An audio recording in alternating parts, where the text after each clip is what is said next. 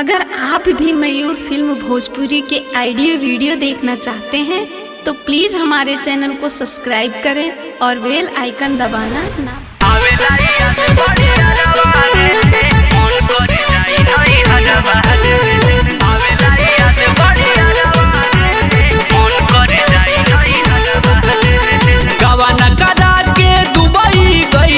चढ़ली जवानी के ना मुरचा छोड़ैला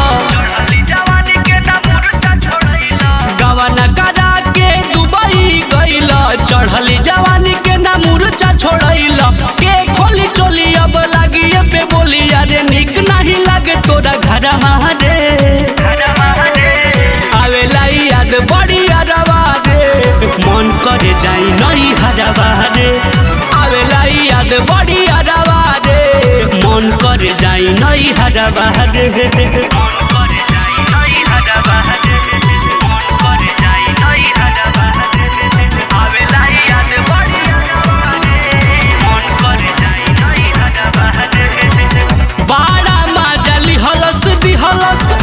हमसे कुआर में जवानी उद्घाटन कैलस मैंने त्योहार में जलस दिहलस हमसे कुआर में जवानी उद्घाटन कैलस मैंने त्योहार में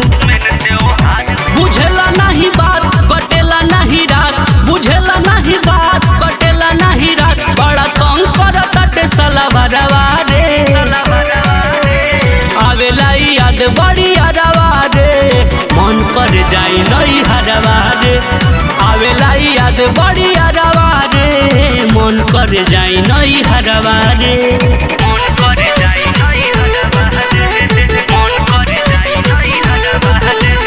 आवेला याद बड़ी अरवा रे मन कर जाई नहीं हरवा रे तू तो बड़ा दुबई राजा काट ताड़ चाहनी आई बना त घरवा में हम करब मन मानी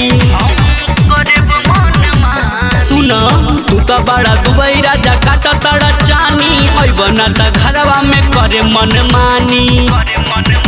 हेवंत बेदर्दी करेला मन मर्जी हेवंत बेदर्दी करेला मन मर्जी निर्मोही के ओढ़ाई बुया चरवा रे आवेला याद बड़ी अरवा रे